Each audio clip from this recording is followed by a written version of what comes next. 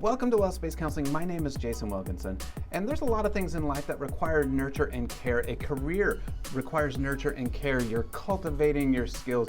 You're building a network. You're getting to know people. You're building up your reputation. Having a child requires nurture and care.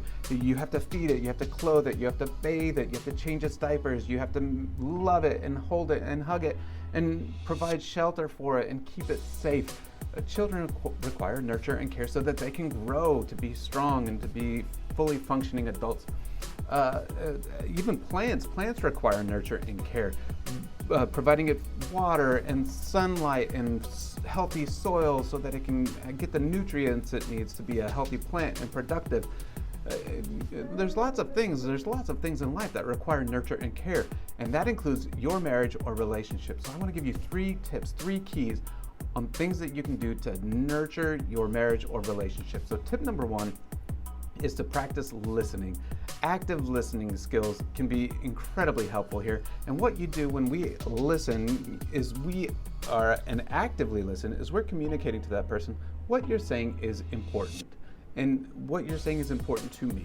So practicing good listening skills, it helps to nurture a marriage or a relationship. Tip number 2 on nurturing a marriage or relationship is to encourage people.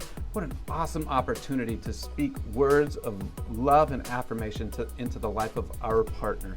And so being able to look at them and say, I really see what you're doing here to bring value to your team or to your work or to our community or to our marriage, or I see what you're doing in the lives of our family and I just really, really appreciate it. You have an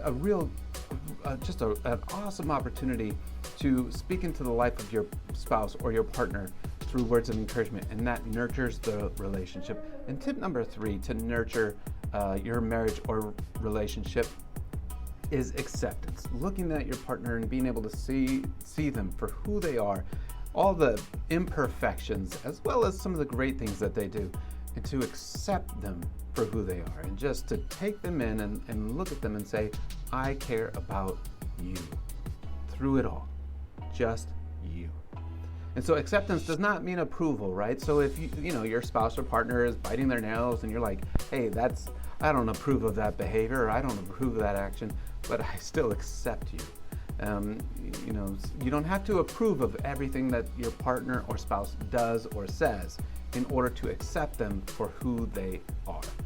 So you can find more tips and ideas on relationships, on communication, on emotional self-regulation, anxiety. You can find more of that at the blog at www.wellspacepdx.com/blog.